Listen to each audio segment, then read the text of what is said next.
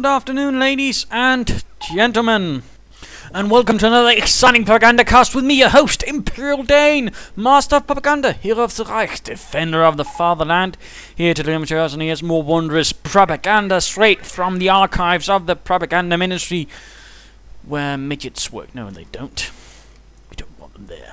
But we shall be watching Seph, the innumerable Seph, fighting for the Americans, fighting for the 4th Infantry Division, tasked with clearing out the krauts of Bjarkey, fighting for the 328th Infantry Division. Not quite the elite grenadiers, but still they put up a fight against the Americans. The two pioneers start also note clearly right here from the positioning of the pioneers to the Wehrmacht quarters. We are immediately seeing where Bjarkey wants to go. He is projecting all of his forces in a right-hand side pattern. On the other hand, from Seph, we see nothing quite the sort. He's sort of more like, I'll go there, I'll have a bit of biscuits there, and I'll have some tea there. Probably not, but he is British, so you never know. He even plays with a British flag in his background when he streams. Person.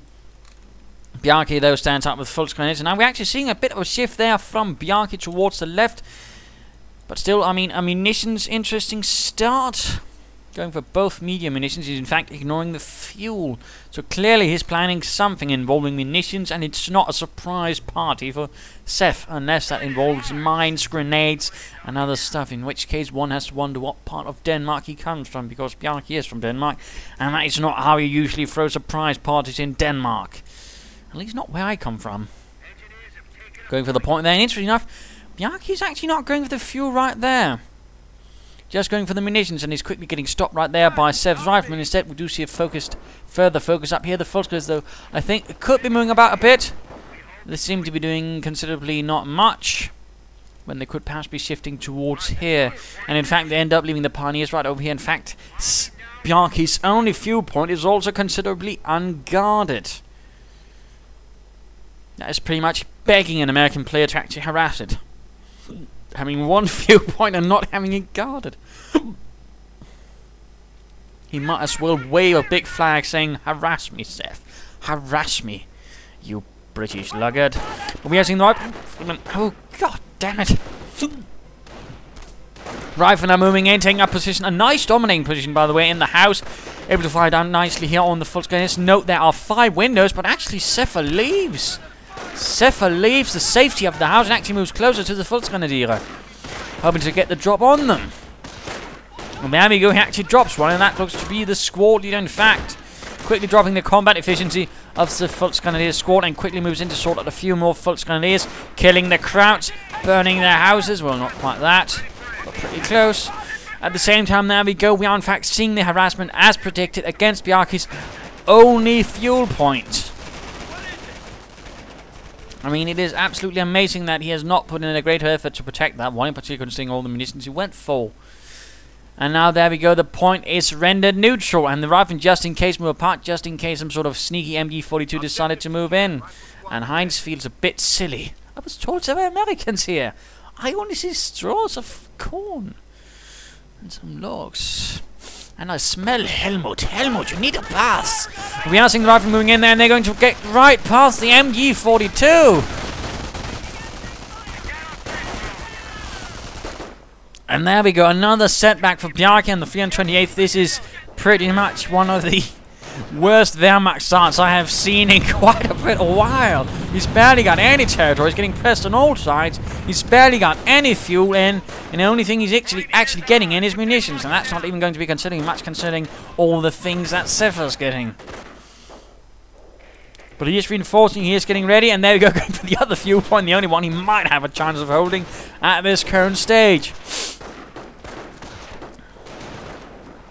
Volksgren is in. Bit of munitions already ready for Seph and flamethrowers and whatnot, although some of the troops are already a bit wounded. Another rifle squad on the way.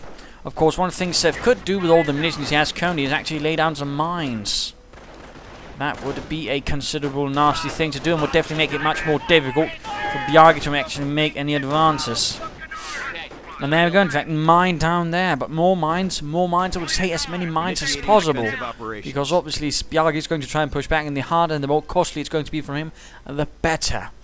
Enemy unit down. And there we go, Pioneer Squad went down. I mean, this is just horrible for Bjarkey and the 328. They are getting punished, pummeled, murdered, eviscerated. Sniper there opens up, having to sort of turn the tide with marksmanship and great accuracy. And the rifleman just sort of move past the MG42, brain the gunner, shoot down his comrades as well, and completely clearing out the crew before making a run for it. Seph is just causing huge amount of damage. I mean, he's taking some losses as well, but overall, it's worth it because he's basically holding all of the map. Again, though, I think he should mine a bit more to sort of make it harder for the Wehrmacht to advance, because, I mean, Bjarkey will only have one direction to go, and that's forwards. So, of course, the more he can make him pay for that, the better. And we are now seeing the Browning automatic going up. In that sense, he's not going to push his armoured advantage, he's going to push his infantry advantage against the Krauts, against the Germans, against the Hun.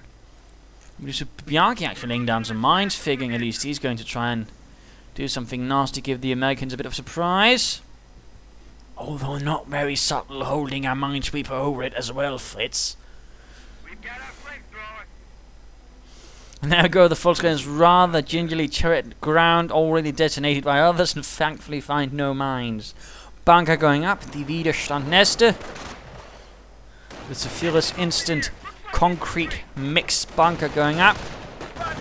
MD-42 stopping an approach right there by the Americans. And the mine goes off right there, stopping Seph finally, but the BARs are pushing in there. The MD-42 will to turn up out.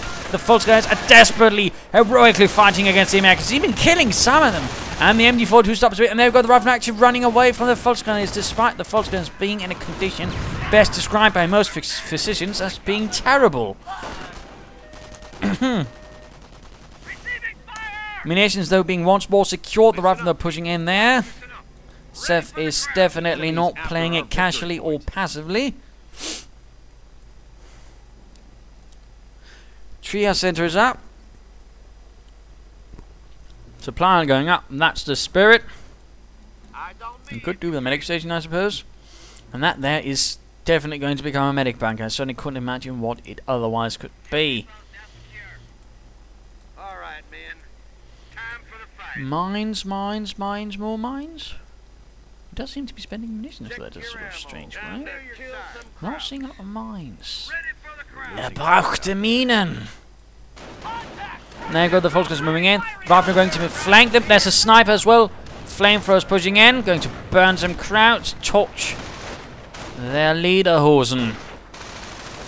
Riflemen pushing in from the north. Could secure the center right there as well. Smaller Wehrmacht force moving in. MG-42 support of the heavier kind. Another MG-42 sitting up there to stop any advance in there. The sniper, but more riflemen moving in from north. Riflemen moving in everywhere. And also getting stopped considerably everywhere as well, except for that one flank right here. And that could be another MG-42 decrewed.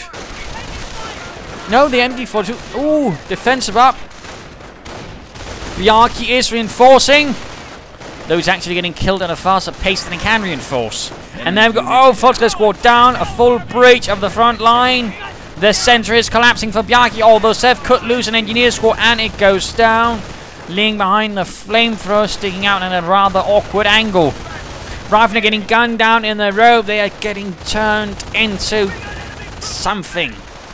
Skewered with bullets. And Riflemen are just dying. Oh, the one of them actually gets veterans one. And the medics were also gunned down, I think. So that pretty much sorts that one out as well. Artillery support is waiting for orders. Artillery support ready. Artillery Unterstützung. The Americans probably wouldn't refer to it as that. The men are formed up, sir. Not unless they were actually Germans from Otto Skorseni's Commander Squad, although that was in the Ardennes and had considerably mixed luck. Of course, that was not the only unit that sort of used misdirection. There was also the Brandenburgers before they were converted into a Panzer Grenadier unit, and they actually had a tendency of basically just dressing up as the opponent, moving in, or the enemy, moving in, and then pretty much securing whatever was needed by simply surprising them. Through the hole. Hey, wait a minute. Ivan normally doesn't speak German. Oh dear, we made a mistake again. But Bjarkey doing his best to solidify his position, and that sense he's lucky that Seph hasn't mined down a lot. The ammunition seems to be vanishing in somewhere. Mine detonated. Says sort of burning the ground just in case, and already there he has one MG42 stolen from the Hun.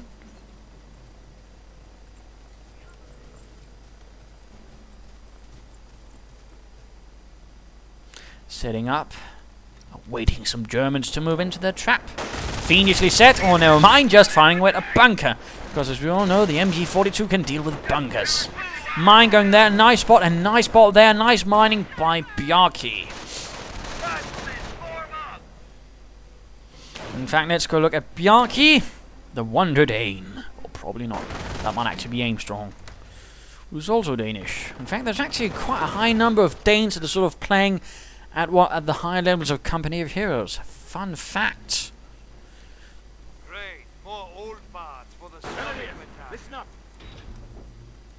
MG getting sniped and actually running into the building, though they might decide to run out of it again.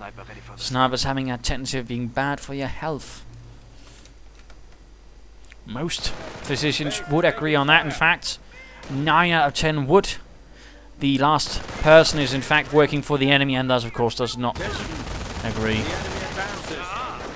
Sneaking in there, awfully close, hitting a mine right there, Seph. And the MG on the Wehrmacht quarters fires away. Bit of light skirmishing up here still, not a lot of... Oh, the MG got sorted out by a sniper. Seph was a bit too greedy there. Greedy Seph. Granatenwerfer though out for the Germans. Mine goes off there, stopping the riflemen in their tracks. Before the Fatherland pops up and artillery pops down on the medic bunker with the sniper in it. He will be safe though. Buildings provide some protection against artillery. In particular, bunkers tend to be one of the safest places to be, unless of course it collapses. Rifleman squad down. 2 BARs left behind for German usage. Quite a bit of the cars blasted away as well. Rifleman doing what they can there. The MG42 not quite pointing in the right direction. Rifleman fighting on. They could make their way through. Another squad moving in from the north. MG recruit by German infantry. German mortar firing away so far, not quite achieving any hits. Veteran 2 right there. Medics pulling in the wounded. Riflemen need to retreat. So do these chaps. And the MG42 from the nearby house keeps the bunker covered. And a Grenadier squad appears, picks up the other BAR. You might see another squad reformed. And there we go. Does Grenadier squads and a squad of riflemen went down, probably losing a BAR. And that was probably the one with the 3 ones, the one that picked up the other American BAR. And of course the thing is, the more weapons you have of that sort that can be dropped, the larger your chances of actually dropping them as you lose men. Which again is also why you should be careful about equipping 2 weapons on your Grenadier squads, as again you do increase the chance of, for example, handing over a Panzers or an LMG to your opponent. That is not something you usually want to happen. Ready. But the Grenadiers are having fun there, trying their best to sort of enjoy the American clap they now got. At least they've got some more firepower, so at least they're not worse off. We're making some progress again, moving into the center of Seph's territory. Pack out, of course. Bjarkey probably aware what's going to come out. He's certainly seen the advantage that Seph's been enjoying for quite some time, so he's probably going to go for armor. And Grenadier's going to get attacked from the north. No rifleman in from another side. And then they're already dropping 1 rifleman squad. And the Grenadiers quickly getting dropped as well. Veterans 1 for the riflemen. And there we go, full retreat from the Grenadiers. More mines. Bit of light skirmish over here, the MG42. And there we go, stopping the riflemen, gunning down several as they try to retreat. The sniper adds into the fun. More riflemen down, just so many more down. And the retreat here as well. Possibly due to the mortar though. Yes indeed. No medic station up for Seph. I think he could benefit from that. Just like Bjarkey's benefiting from some medic bunker.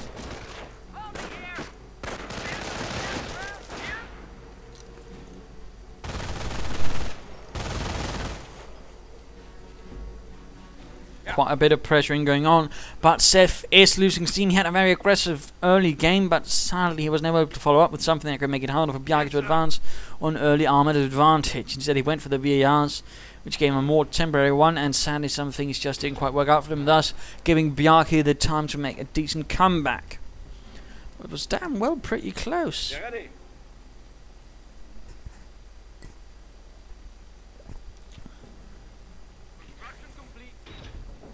Kampfkraft sensor up, veteranry on the way, that's probably a good idea. Bjarkey and veteranry for the support units as well. Definitely also good in particular for the MGs, as they do gain a veterancy bonus and take a bit less time to actually reload their weapon. Small engagement up here, and the Grenadiers once more find themselves run off by an American mob. The enemy is seizing our territory. Both Grenadier squads have actually managed to secure themselves a Browning automatic rifle, the BAR.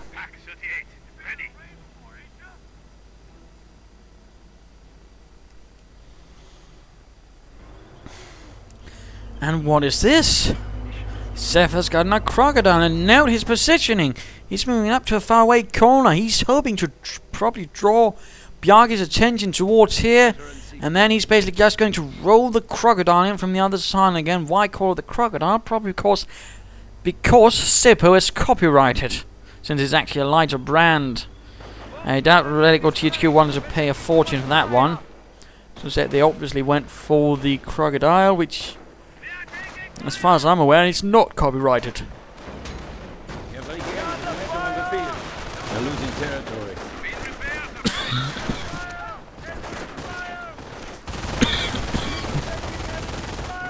Rough knocking, suppressed pack discovered. For the final lane goes up, and the crocodile lurches forward. Lumbers rolls with tanker fuel on the back. It unleashes an inferno upon the German troops, lighting poor Fritz on fire. And there we go, rolling in two at the same time. He's hoping to overwhelm the pack, and it's probably going to work. Oh wait, there's another pack which is also going to get burned alive. If you can actually hit, and there we go, one pack already down, one man. And there we go, the pack is done for the Sherman moves in here. Mine goes off, immobilizing the Sherman. That is not good.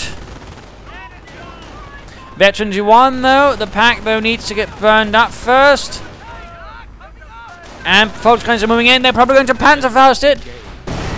And the Sherman is down, leaving Heinz quite proud of himself. We are ready to close with the enemy. Quickly recruiting the pack and making a dash for it, but not necessarily a good thing in front of us. Crocodile. Our position is under fire. Taking guard, the crossmen, Lord.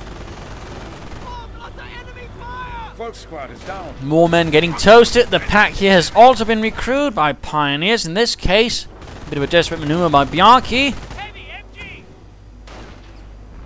Pack moving in. MG crew lit on fire as a bunch of very cheap novelty candles.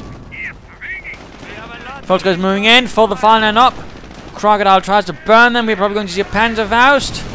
And we do, but we don't see any major damage. But the pack destroys the main gun, but actually doesn't knock it out. And of course, Veterans running creep means it can move faster, so it's quicker to get out of there. While the Rifles secure, knock out the pack, and grab the MG42. An absolutely nasty raid against Bjarkey, causing a lot of damage and losing only one crocodile in the process. We may now field our heavy flag batteries. Calibrating rangefinders now. I think that could have gone a lot worse for Seph. And now when the regular Sherman is out, though perhaps not the best approach to go for the front. Just saying.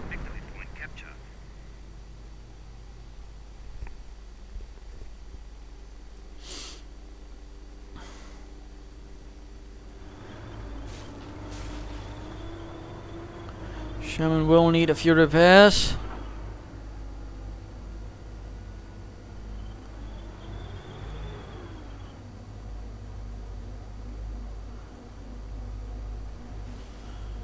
And a bit of quiet. Let's return to Seph. 328th are holding out decently.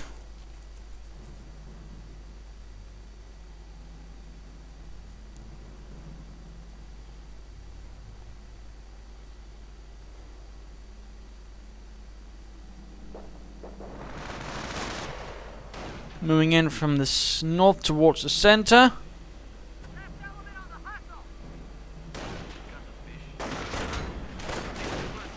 Pack sets up, rifling a bit caught in the center. So the pack's obviously not going to pose much of a problem. Small slight movement up there. MG setting up, rifling, they're getting shot at by grenadiers and snipers. Looks like something was killed, probably the pack again. But a Flak 88 is up for Bjarkey. Probably in a moment meant to say, sort you crocodiles, try and burn this.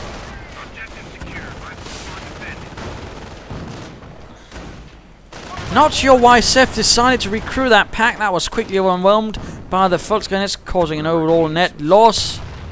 Annihilated.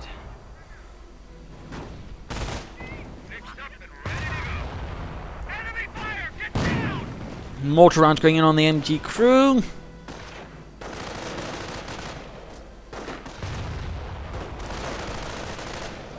And the Grenadiers fighting. No, riflemen on the other hand. Too many Grenadiers with BARs. The MG though opening up and doing quite a bit of nice damage to the riflemen, tearing through them. Meanwhile, the Crocodile is operating on the far flank, doing its best to burn some krauts, and a Howitzer tractor goes up, which could prove to be quite the solution to the Flak 88. While the Sherman right here needs some repairs before being sent in. And almost a direct hit on the the Flak 88. The Huns are taking our territory.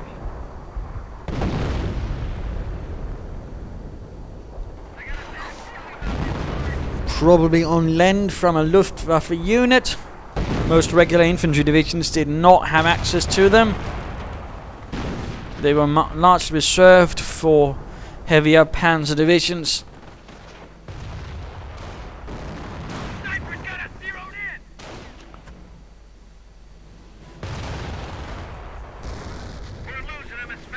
Sniper doing what he can. MG on the retreat rather than pushing onwards. A few Grenadiers could be sent in, and of course there's still the mortar. And the Flak did actually survive the artillery barrage.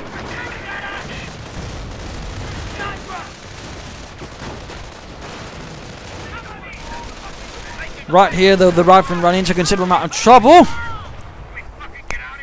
And ultimately forced away before mortar hits the Germans themselves. Watch where you're firing, mortar crew, although they are actually looking a bit worse for wear as well.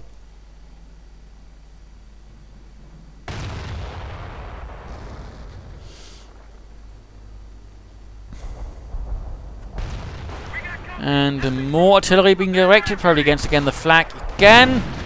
Looks like we do see two snipers out now to increase the drain on Seph's infantry.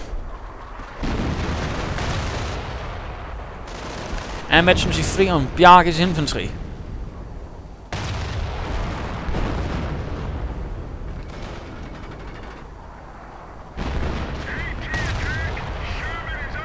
We're losing ground out there. Sherman here not doing too well at all. Doesn't quite have the success of its flamethrower-laden brother, the Crocodile, which did actually fight in Normandy. One of our Shermans has been destroyed. And the Sherman went up in flames. Not quite well protected enough or well hidden. Grenades have arrived. Grenades are now out for Seph to dig out any Germans hidden or fortified. Enemy unit down. Another unit did go down, in fact, somewhere. No grenades against the chaps in there by the looks of it.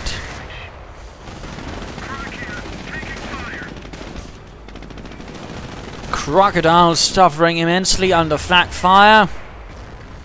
And the flak firing left and right to contain the advance of the Allied units, or armoured units, more specifically, knowing that if it falls, it's pretty much the collapse of Bjarkey that awaits, if he has sufficient armor to actually push through them. Grenade against the Grenadiers, right in the middle of everything. It's too outright.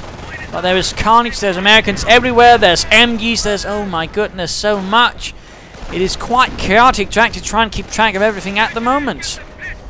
And finally the flak crew succumbs to the artillery fire, the last one stumbling away, profusely bleeding from internal hemorrhaging from all the shock waves, turning his internal organs into mush. And yes, shock waves from artillery can actually be quite nasty.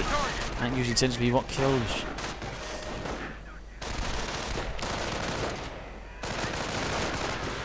And this Grenadier squad could actually go down for Bjarkey. Territory cut off from supply.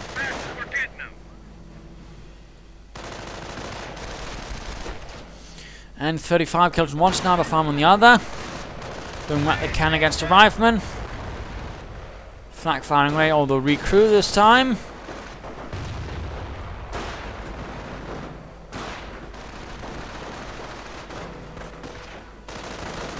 Grenadiers getting run off.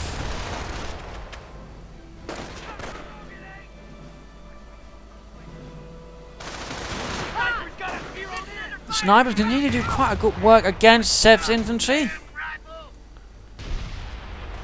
Of course, the question becomes, what will Seph do now? He seems to have landed himself a bit. Oh, never mind. The snipers just went down to a direct howitzer hit. That should give Seph an opening to push forward and go kill some Krauts. The Grenadiers quickly running through the house, probably going to try and escape through the other door. Would certainly be one way, and there we go, grenade. But he immediately orders them out, and here's a slight thing to remember to sort of get out in buildings. There's a trick usually you want to select the squad here directly, and then you want to click the unload, and then you want to click near where the door you actually want to go. That way you can actually order them to more specifically exit a certain door rather than the one that might sort of happen randomly, and thus hopefully better avoiding your opponent. So little fun fact there, which might help some players. But it looks like the Grenadiers actually make it out of that one. And then one gets killed by a mortar. Come on, mortar. Battalion reinforcements standing by. Munitions point under attack.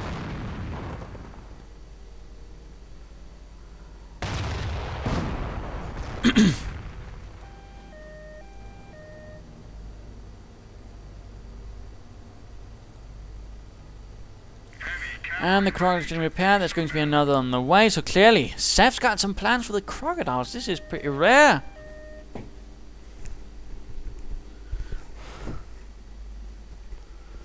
Pretty rare indeed.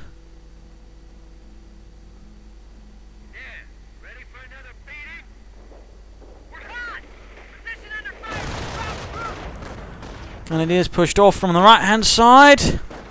MG holding up in a rather solitary outpost position. And immediately opening up on the right and right there. But will... Yes, they will. They run into the middle of the road. 4 infantry kills on the flank. That's actually quite impressive. Another sniper is out. Artillery going in against the house by the looks of it. Could knock it out. And grenades going in for a window. Enemy unit dead. And the MG crew dies. Rather vicious. Squad lost. Infantry squad down, 4 Seph. Engineers gone. Crocodiles are moving up behind the houses. He's probably planning a direct rush at the flak, hoping to burn it up.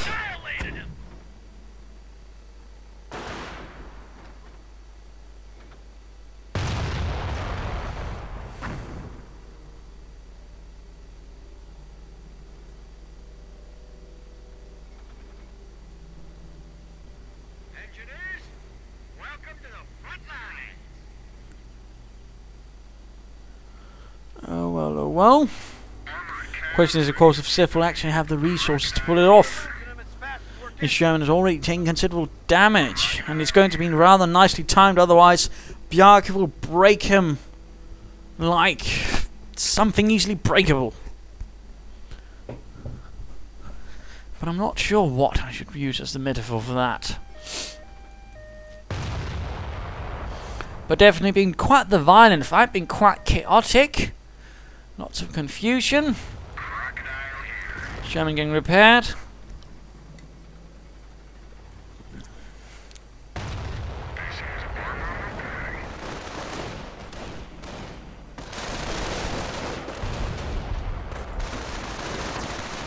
Then back to Bjarkey of the 328th, fighting against the 4th Infantry. Artillery again being directed against the flak. What's our target? They're losing territory. Rifleman stopped there by the MD, and heavy rocket battery now prepared. Oh, the crew actually went down. Direct hit this time, and there we go.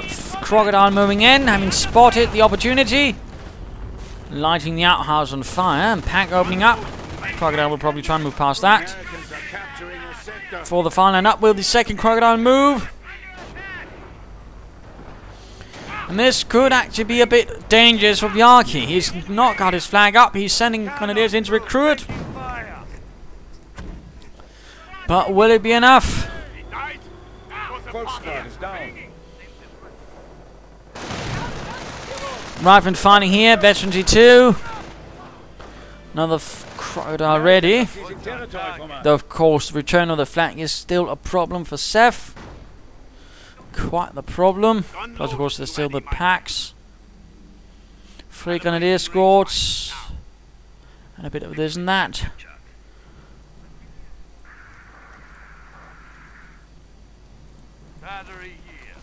And repairing the flak just to ensure that it does not get wrecked. Nice handling right there, by the way, by Bjarkey. Flak once warms up with its 88mm gun. A direct hit clears out the crew again. What has taken otherwise so long, and then just one hit. Boom, crew gone. Bit of some absurd luck there.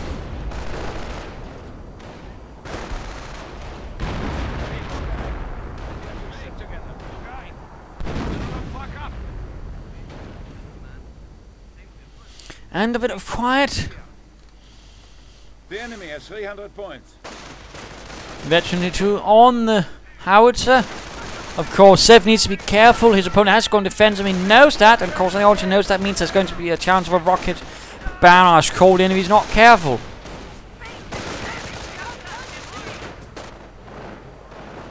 And there we go. Flak once more recruit. And getting repaired again. And there we go. A bike rushing in.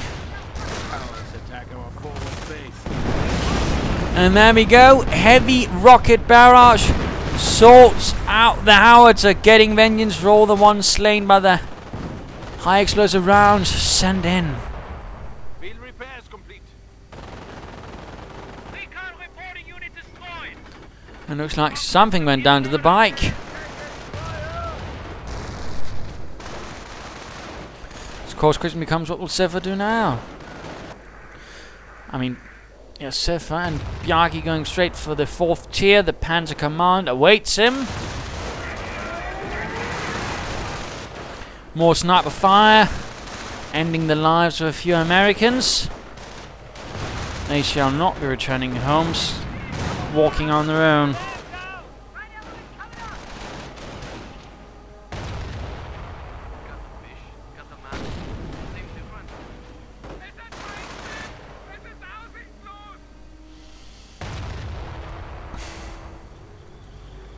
And Veteran 2 on this Crocodile. That's actually pretty nasty. I believe that actually means it fires faster at Veteran 2. If I am not fully mistaken. And actually, for some reason and for some time, actually had a penetration bonus at Veteran 2, but that's a bit silly with a flamethrower. It's not like it's going to turn into some sort of blowtorch where you can just cut through precisely through armor.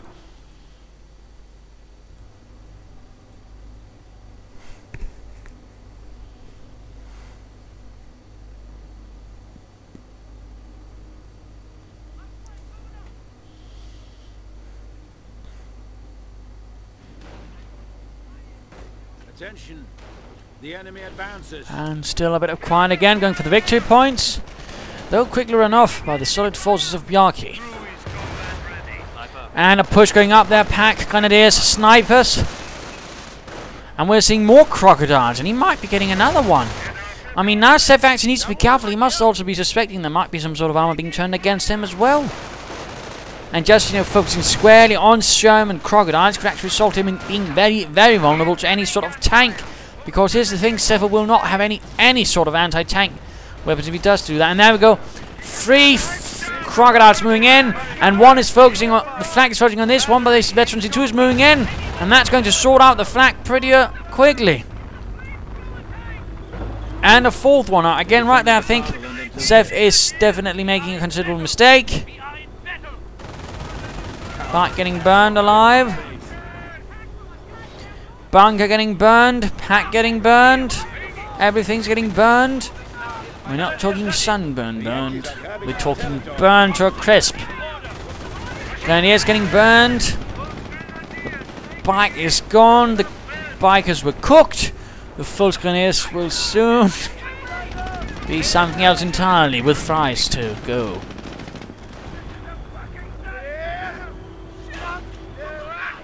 So much carnage with the crocodiles, but again, the Panzer command is up, and he needs to be careful. He needs to keep something around the flak.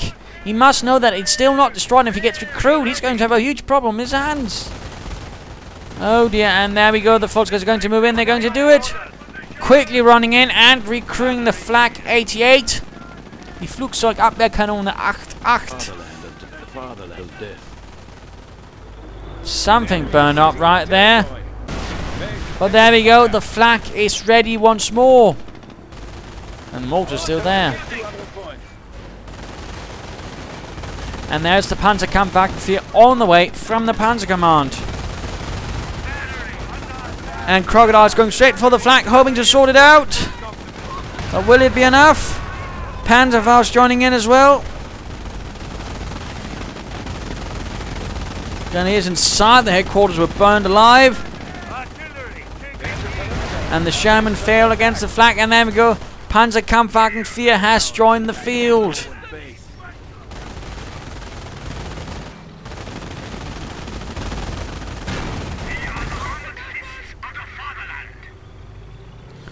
And that is one crocodile in a lot of trouble.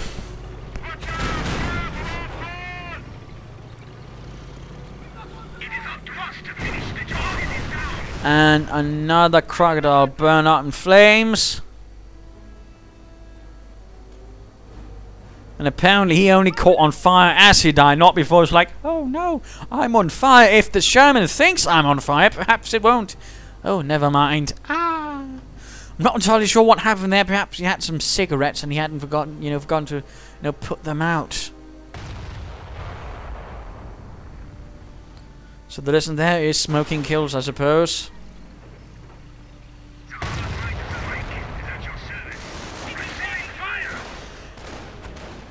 And this is looking increasingly like GG for Seph. Despite his best efforts, I think a few initial mistakes might have cost him a bit.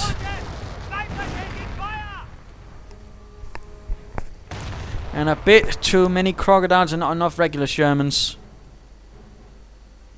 And not enough mines. Veterancy gained.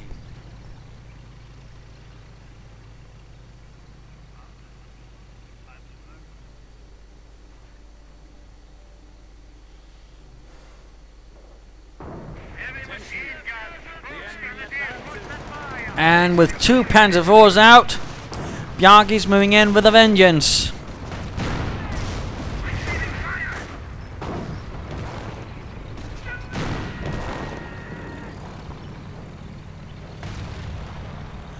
Anti-tank gun moving about, but that's simply not going to be enough.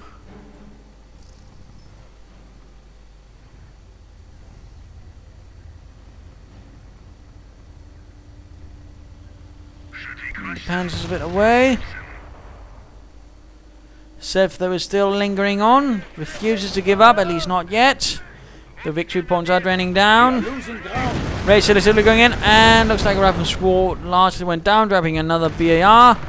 Sticky bomb on the Panzer IV, but another BAR dropped, and another Rifle Squad almost down.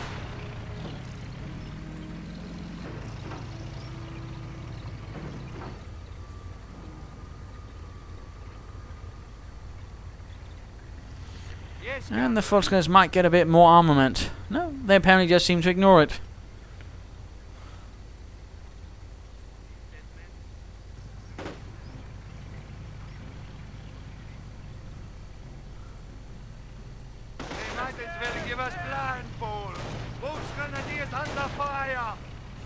MG sniped.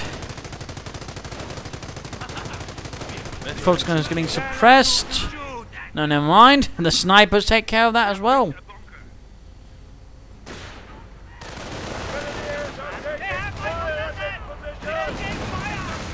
For the fatherland once more goes up.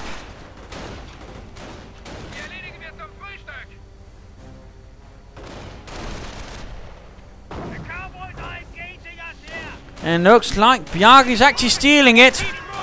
Underneath Seph's nose. Vengeance for the MG stolen much earlier on. How cheeky. Enemy is down to 100 points. More Rangers artillery going down there. Crocodile is suddenly finding himself a lot less useful. And the Panzer force now have veterancy too.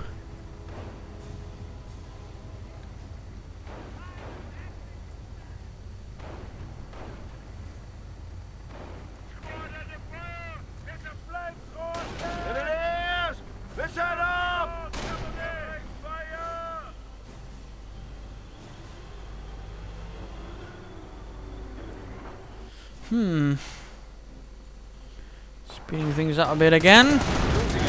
Advancing there, stopped by the 30 caliber.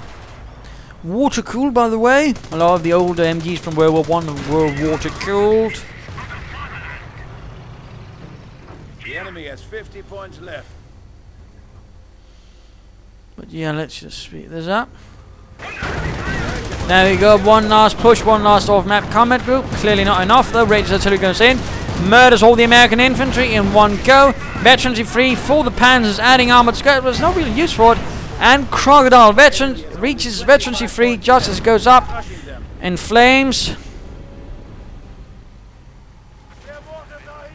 And GG. GG.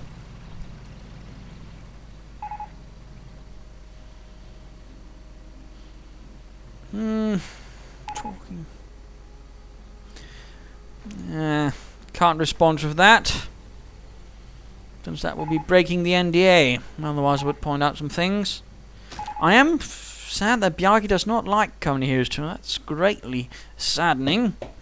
Anyway, so we are seeing pretty much game over right there. Seph had a really strong start, but I think he failed to really fully capitalize on it. Partly I think the BARs might have been the wrong choice. But also basically the lack of mine. Of course, if he kept pressing this replenishment bar, of course that would have explained where some of all the munitions went. But even then he should have tried to mine the area, which would have made it much more difficult for Bjarkey to advance. But sadly, that did just not happen. And ultimately that sort of allowed Bjarkey to get back. And slowly but surely crawl his way back. I mean, and probably also all the crocodiles was not a huge advantage for Seph either. But those are my thoughts. Anyways, hope you enjoyed this match. If you did, why not subscribe and tell your friends? And if you didn't, well, why not send a replay of your own? This is Imperial Dane saying cheers.